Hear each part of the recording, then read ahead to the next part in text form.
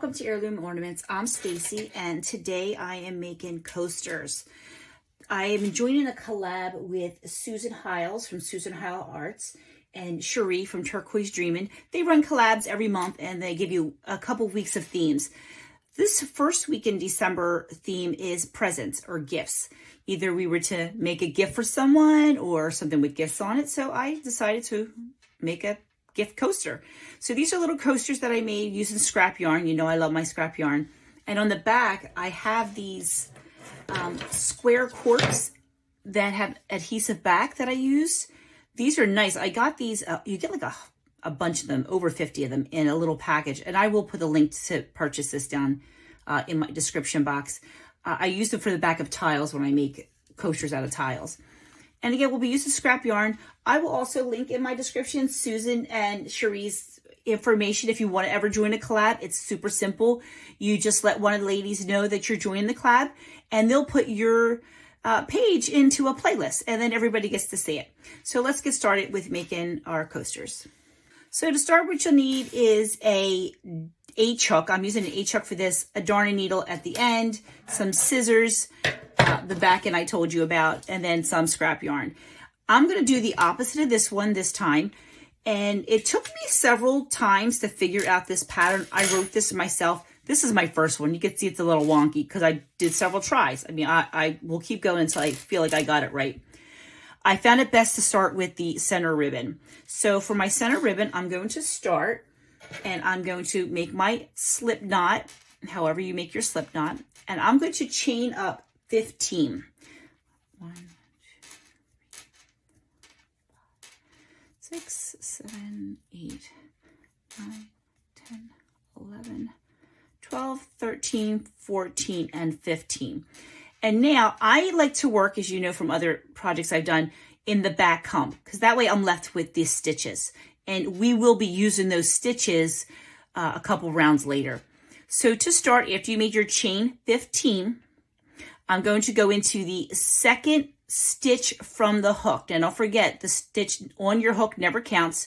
So we'll skip that one. We're going to go into this one. And I'm using the back hump. And we're going to make a half double. A half double is you yarn over, you go into the stitch, yarn over, pull through, and then yarn over and pull through all three. That's a half double. And we're going to do that all the way across, and we should end up with 14 half doubles. So again, yarn over, I'm going into the back hump, yarn over, pull through, and then yarn over and pull through all three. And we're going to do that, like I said, all the way across until you have 14. And then I will meet back up with you when we get to the end. My 13, and don't forget that last little one, that'll be my 14. Let me get that in there. Yarn over, pull through, yarn over, pull all three. And now to do the second row, we're going to chain up one. We're going to turn our work, and we're going to half double crochet in each one across. Again, you should have 14. So we're going to go straight into that first one there. So yarn over, into the stitch, yarn over, pull through, yarn over, pull through all three. Again, yarn over, into this stitch, yarn over, pull through all three. We're making half doubles. I'll do one more. Yarn over, into the stitch, yarn over, pull through. You have 3 on the hook, yarn over, pull through all 3. Again, you're going to do that all the way across till you get to the end. So now that we're coming to the end together, I did my first 13, and I want to show you with the last one how I'm going to switch now to the present color. This is the ribbon or bow color, the part that's in the middle, and now we're going to switch over to what we're going to do as the present. So I'm going to grab my next color before I start, and I'm just going to take a little bit out for myself. Let me move this out of the way so you can see it all. And I'm just going to give myself a little bit of a tail. Hold this aside. I'm going to yarn over, go into my last stitch, which you can see is right there, yarn over. But instead of just pulling through all three, I'm going to take this. I'm just going to leave a little bit of a tail so I can weave it in later. I'm going to grab this on my hook, and I'm going to pull through all 3. And that's how we changed color. And the other 2, we're just going to let hang. Actually, the green we can cut off. But I like to give myself a little bit because I like to tie it in a little later or weave it in with my darning needle. I'm going to go up 1 and then turn my work.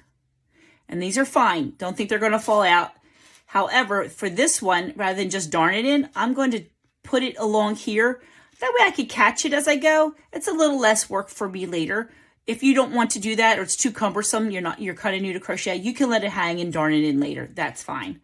But I'm going to put it along here. So start my next row, which is the first row of the presents. It's exactly the same. We're going to yarn over into the first stitch, yarn over, pull through, yarn over, pull through all 3. That's our half double.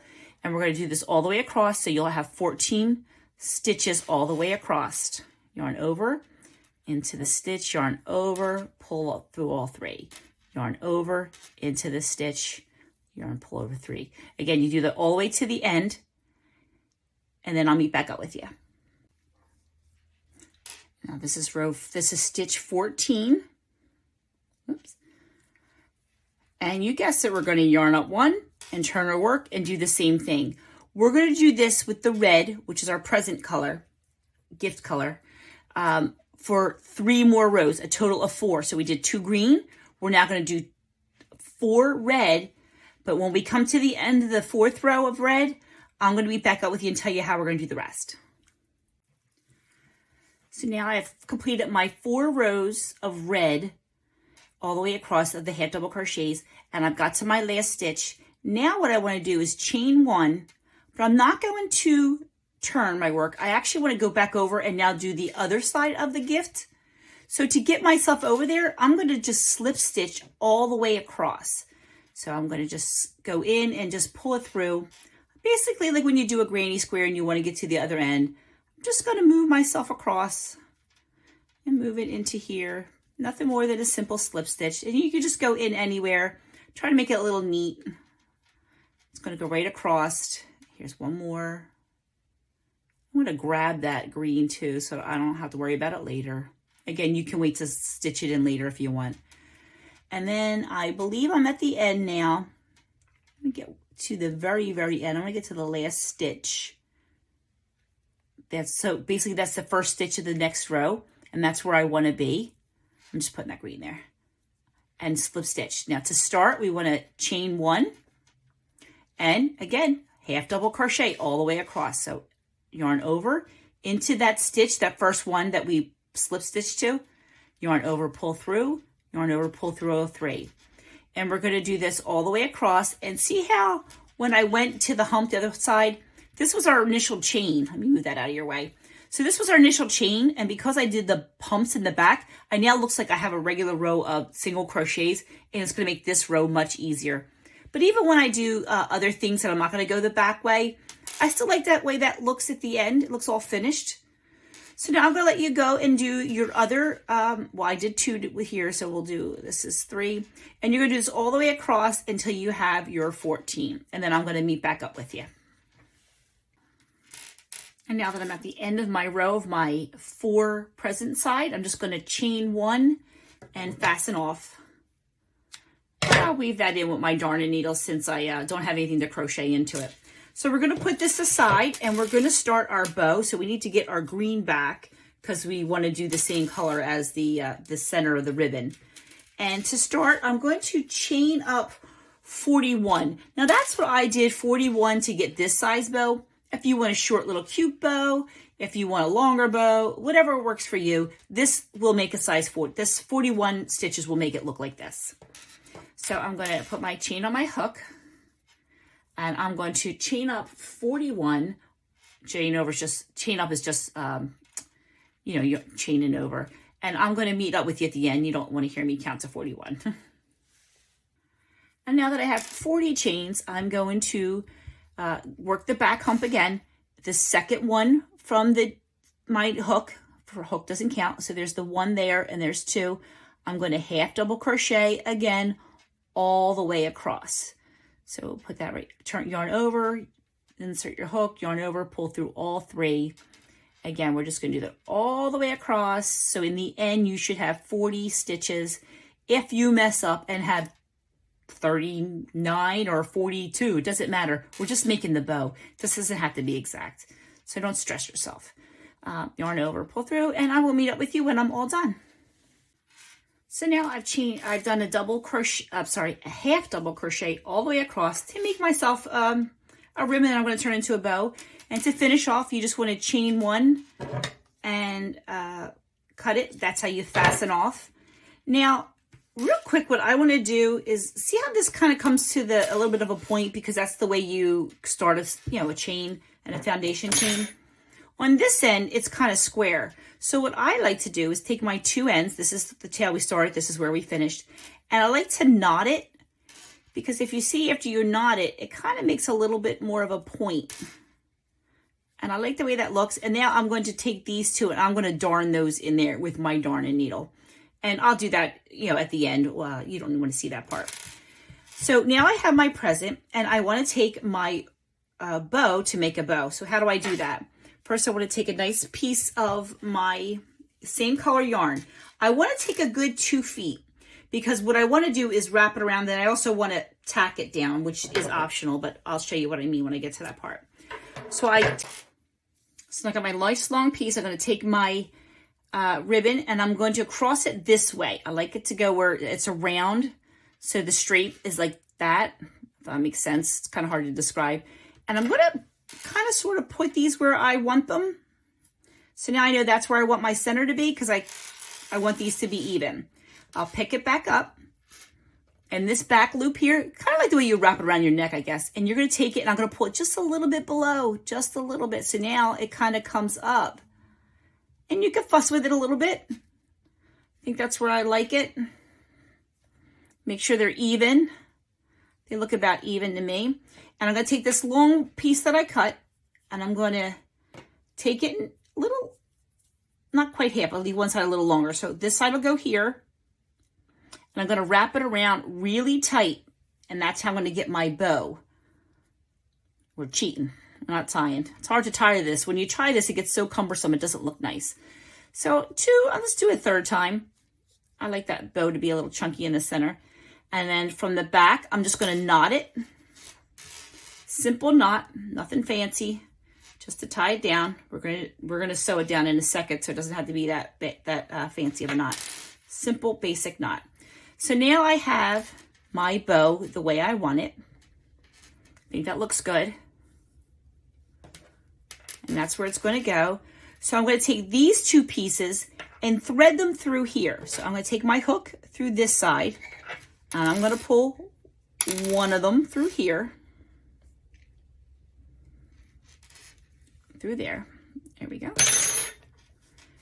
And then on the other side, I'm going to take the other half that I had and pull it through.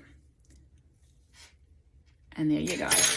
See, normally these would not be in my way. I would have darned them first, which I guess I should have done just to get it out of the way. And now I'm going to take this side of it. I have them in here. And I'm going to tie it on.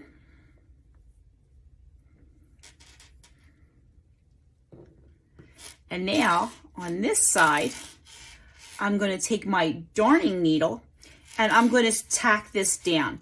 That part is, and you want to play with it too. I want that a little bit. There we go. Now they're even. I'm going to tack this down. You don't have to. You could be done right here and you're fine. But because I'm making these drink coasters, I'm going to just darn it in, just so tack down it. Because if it's a drink on there, I don't want it to get caught in my way. Again, that's just a personal preference if you want to darn it in or not. And not came undone. That's probably why I'm having such a hard time with this in my way. There we go. Oh, I don't think I double knotted it. That's why. So to darn it in, it's as simple as using a darning needle, putting it on your needle. I like to pinch it in there and grab it. And then just go sewing it down wherever you think you need it. This is how I'm doing it. Again, if you don't want to tack it down, don't worry. If you don't want to do all that. And honestly, you could even hot glue that gun this down if you wanted to. Like I did for the snowmen. Some of those, the buttons, I glued them on. I'm not going to waste my time sewing. They're going to go nowhere. And then just tack it in little spots here and there. And if you don't want it to show on the other side, I'm not worried about that because I'm using these on the other side. You can make it a point to, let me show you, go in here and then just go through this. See how I'm just going along the top so that way it won't shine through the back if you're not going to back them. I'm not going to be so detailed oriented, which is beautiful to be that way, but I don't really need to because I'm going to put those, I'm going to put the cork on the back. So you get the gist of this. This is just tacking it down, making it look pretty, making it look neat. I think it looks more finished when it's tacked down. But again, like I said, that's up to you. And this is just this is a pattern I wrote, so I don't have one to refer you to. The reason I wrote this one is I really couldn't find one I liked. But I do want to show you tell you my process on how I write patterns. I will play with something until I get it the way I like it to be. I saw a little ornament that was a crocheted little ornament, and it was adorable. I'm like, how do I recreate that but bigger? And the first time I did it, I did these single crochets. I tried a double crochet, and I didn't like either one, so I went with a half double. I started the first time I did 2 of these, 3 and 3. It wasn't wide enough. Then I didn't do the slip stitch across. I was taking off and slip stitching back on.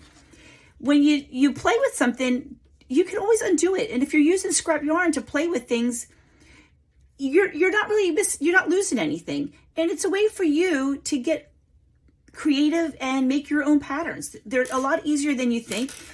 Okay, you might not be able to make a sweater pattern or an outfit, but you really could learn how to make something smaller on your own just by playing with the stitches you already know. If you follow me on YouTube, then you know I have a new series of shorts where I just teach you one simple stitch, whether it be a cluster or a spike, a puff stitch, something like that. So have fun, learn as much as you can, and then do a little, get a little courage and try to make your own pattern. See something you like, see if you can recreate it your own way. Because sometimes I find patterns are hard for me to follow, and I just like to do my own thing. So again, I want to thank Susan and Cherie for having us. This is the hashtag December Crafts 2022. If you want to join a collab, let Susan or Cherie know. Tell them Stacy said hello and sent you over there.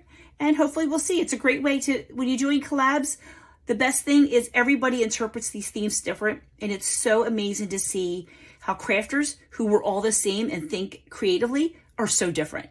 And I hope you enjoy some of the other videos too. Please check them all out. And if I don't see you before that, talk to you before then, have a nice Christmas.